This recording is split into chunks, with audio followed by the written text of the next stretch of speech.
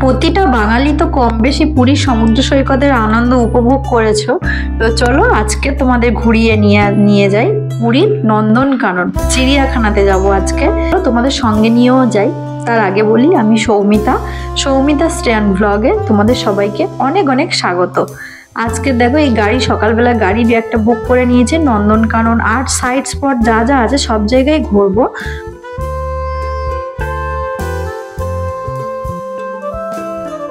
আমি এর আগের ব্লগে দেখিয়েছিলাম আমরা উদয়গিরি, খণ্ডগিরি, লিঙ্গরাজ মন্দির এই সব জায়গায় গেছিলাম। ওখান থেকে আমরা নন্দনকানন গেছি। তো তোমরা যারা ওই ভিডিওগুলো দেখতে চাও আগের ব্লগে দেওয়া আছে, দেখে নিতে পারো। আর আজকে আমরা ওখান থেকে নন্দনকাননে এসে গাড়ি থেকে আমরা নেমে গেছি। ড্রাইভার দাদা এবারে গাড়িটা পার্কিং করবে। তো তার আগে বলি, যারা নন্দনকাননে যাবে ভুল করে কেউ জল নিয়ে যাবে না। আমরা ভেবেছিলাম যে ওখানে অনেকটাই তো ঘুরবো, যদি গরমে জল পিপাসা পায় আমরা 2 লিটার জল নিয়েছিলাম, কিন্তু বেকার জলটা যদি আমরা গাড়িতে রেখে যেতাম ভালো হতো। কেনা জল তো, ওখানে একটু জলের বোতল এলাও নয়।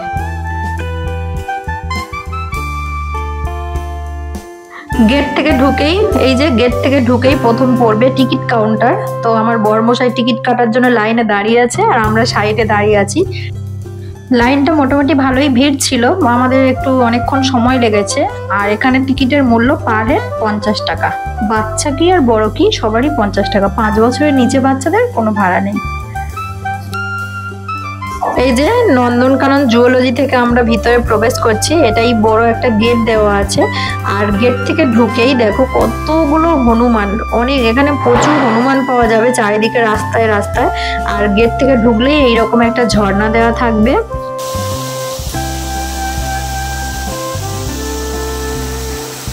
এই জায়গাটা দেখলেই বোঝা যাবে যে হ্যাঁ আমরা চিড়িয়াখানাতেই আসছি। বাঘের একটা সিনারি আছে, খুব সুন্দর জায়গাটা, অনেকটা চওড়া রাস্তা। আর সামনে দেখো অনেক গাড়ি আছে, যেহেতু বলছি অনেকটা বড় এরিয়া, তো এই গাড়ি করেও কেউ যেতে পারো। এখানে 10-12 জন তো যারা ফ্যামিলি আসে একসঙ্গে তারা এই গাড়ি বুক করে যেতে পারে। এই গাড়ি ভাড়া করলে খরচ পড়বে 780 টাকা করে। যারা পুরোটা ভাড়া না করবে, খিচখিচও হয়, 80 টাকা করে পার হেড এই গাড়ি চললে। বাচ্চা কি আর বড় কি 80 টাকা করেই নেবে। আর চিড়িয়াখানায় ঢুকতে প্রথম দেখো এখানে ফার্স্ট এমু পাখি দেখতে পাওয়া যাবে। এই যে অনেকগুলো এমু পাখি আছে এখানে। আর আমার বর বলছিল গাড়ি নেব, তো আমি বারণ করেছিলাম গাড়ি নিতে হবে না। আর এই দেখো আমি এমু পাখিটা দেখতে গেছি, ওরা এখানে গাড়ি বুক করে রেডি করে নিয়েছে। বলছে এতটা হেঁটে হেঁটে দেখতে পাবে না। তো আমি বলছি কেন, গাড়িতে গেলে আরো অনেক কিছু পড়বে, সেগুলো কি আর দেখতে পাবো? হেঁটে গেলেই বরং ঘুরে ঘুরে দেখা হবে। কিন্তু আমার মনে হয়েছে, পরে মনে হলো যে ভুল, গাড়িতেই যেতে হতো। কারণ ওরা যেখানে যেখানে যেসব এরিয়াতে পশু পাখি আছে গাড়িটা সেখানেই দাঁড় করাচ্ছে। এছাড়া অন্য জায়গায় হেঁটে হেঁটে সেই এরিয়াগুলোতে যেতে হতো। পরে ভাবলাম যে ভাগ্যিস গাড়িটা বুক করেছিল, নইলে হেঁটে এতটা আসা যেত না। সেকেন্ড আমরা কি দেখলাম বলতো? এই দেখো জলের হাতি, জলহস্তি। 2টো জলহস্তি আছে, বেশ বড় বড়।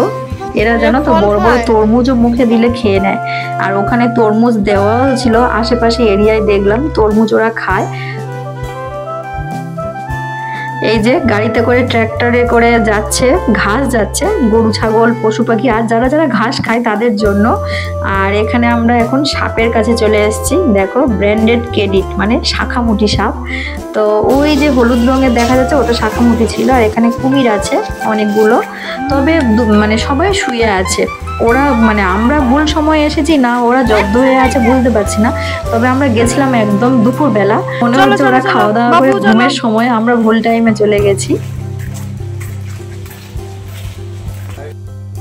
সামনে অ্যানাকোন্ডা আছে, অনেক ধরনের আরো প্রজাতির সাপ আছে বড় বড়। এই দেখো কত বড় অ্যানাকোন্ডা এখানে, এটা ইয়েলো অ্যানাকোন্ডা।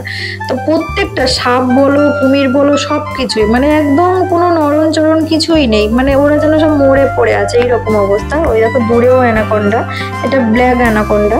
অনেক সাপ আছে কিন্তু দেখে শান্তি হলো না। সবাই যদি ওরকম শুয়ে থাকে নড়াচড়া করবে তবে তো ভালো লাগবে। ওখান থেকে আবার গাড়িতে উঠেছি। আর মানে যারা যারা গেছে প্রত্যেকেই ওই জায়গায় গাড়ি থাকে, যে আমরা যেই গাড়িতে বুক করে গেছি সেই গাড়িতেই যে উঠতে হবে তা নয়।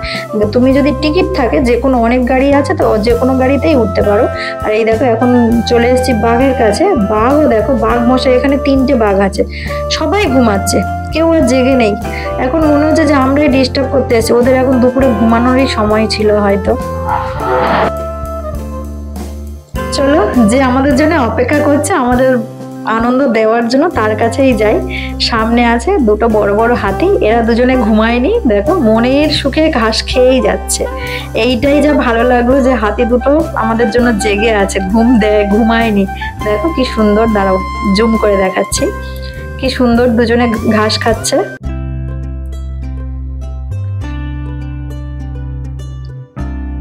ওয়াও, খুব সুন্দর, এই দুটো দেখে শান্তি। বাঘ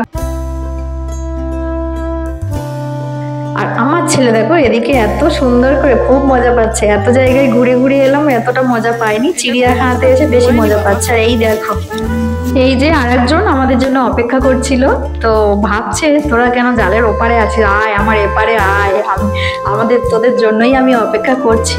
দেখো কেমন হেঁটে বেড়াচ্ছে, মানে বৃষ্টি বৃষ্টি ওয়েদার হয়েছে সকালবেলা।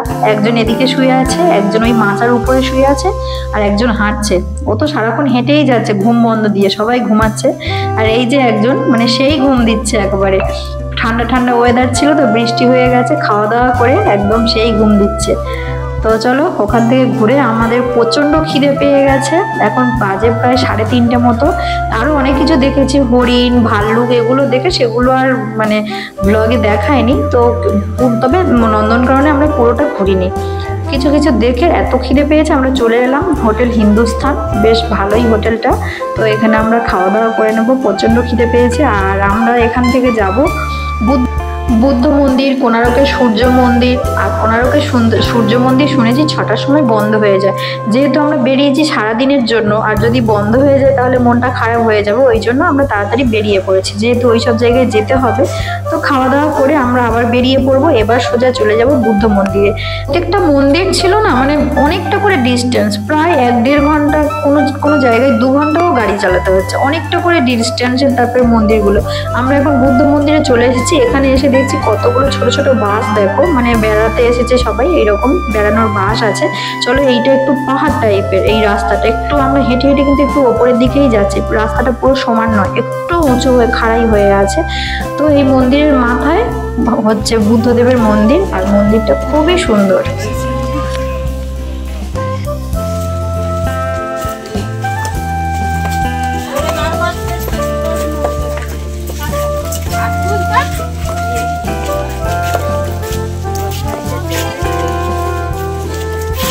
সত্যি খুব সুন্দর, খুব সুন্দর মন্দিরটা। চলো সামান্য একটুখানি হেঁটে এসে মানে হাঁপিয়ে পড়েছি। আর মন্দিরটা দেখো, সামনে বড় একটা বুদ্ধদেবের মন্দির। তো এখান থেকে আমি একটু, আমার এত সুন্দর জায়গাটা, ওপর থেকে এত সুন্দর বাইরের ভিউটা দেখাচ্ছিল যে আমি ক্যামেরা বন্দি করে তো নিয়ে যাচ্ছি। আর আমার বড় ভাইকে ফোন করেছিলাম ওকে দেখানোর জন্য ভিডিও কল করে। তো দেখো মন্দিরটা ওই যে সামনে বুদ্ধদেবের মন্দির, বুদ্ধদেব বসে আছে একদম মন্দিরের গেটের সামনে। তো সবাই ওপরে উঠে যাচ্ছে, খুব সুন্দর জায়গাটা। আর কত বড় মন্দির দেখো, যেন আকাশ ছোঁয়া। এটা কিন্তু অনেকটা রাস্তা থেকে অনেকটা ওপরে। আমার ছেলেকে বলেছিলাম একটু দাঁড়া, মন্দিরের সঙ্গে ছবি তুলবো। তো দেখো ওর পায়ে একটা প্যান উঁচু হয়ে আছে, মানে যখন বৃষ্টি হচ্ছিল সকালবেলা প্যানগুলো গুটিয়ে নিয়েছিল, হাঁটছিল, প্যান ভিজে যাচ্ছিল বলে। তো সারাদিন যতবারই নামিয়ে দিচ্ছে ও সেই একটা প্যান তুলে নিচ্ছে এমন।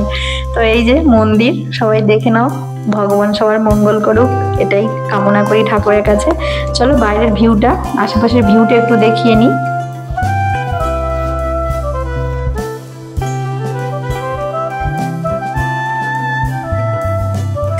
এই যে এখান থেকে বাইরের পুরো বাড়িঘরদোর সব খুব সুন্দরভাবে দেখা যাচ্ছে, দূরের অনেকটা দৃশ্য দেখা যাচ্ছে, প্রাকৃতিক দৃশ্য ওপর থেকে দেখতে সত্যি সুন্দর লাগে। তো চলো এবার আমরা গাড়ির দিকে যাই, কারণ আমাদের ড্রাইভার দাদা বলে দিয়েছেন যে এখানে বেশিক্ষণ ওয়েট না করতে, আমরা আবার যাব কোণারকের সূর্য মন্দিরে, ওই জন্য চলো চলে যাই, বেশিক্ষণ ওয়েট করব না। আর এই আরেকবার তোমাদের দেখিয়ে দিই মন্দিরটা, একবার পুরীতে এলে অন্তত এইসব জায়গা থেকে একটু ঘুরে যেও তোমরা, ভালো লাগবে আশা করছি। আর বুদ্ধ মন্দির থেকে নামার পথে দেখো রাস্তায় সব অনেক শোপিস আছে, আর সমস্ত দোকানদার দাদারা ঘুমাচ্ছে। এখন তো পুরো দুপুরবেলা, ওনারা অনেক ভোর থেকে সারাক্ষণ তো মানে বেচা কেনা করে, শরীর আর এনার্জি নেই, ঘুমিয়ে পড়েছে। আমার বড়মশাই বলছে এখান থেকে একটু কাজু কিনে নেবে, অনেক কাজু আছে। কিন্তু মন্দিরের আশেপাশে থেকে সত্যি কিছু কিনতে নেই, সমস্ত কিছুর দাম অনেকটা করেই বলছে।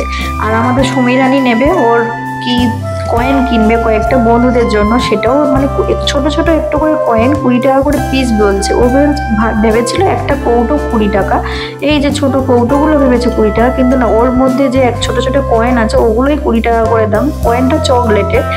তো চলো এখান থেকে আমরা চলে যাব সূর্য মন্দিরে, আর বেশি দেরি করব না। তো ব্লগটা কেমন হলো অবশ্যই জানিও, আর সূর্য মন্দিরের ব্লগ দেখার জন্য অপেক্ষা করো। নেক্সট ব্লগে সূর্য মন্দিরের ব্লগ দেখতে পাবে। এখানে দিদি ঘুমিয়ে পড়েছে, শরীরে অনেক কষ্ট। তো আজকের মতো টাটা, দেখা হচ্ছে পরের ব্লগে, টাটা।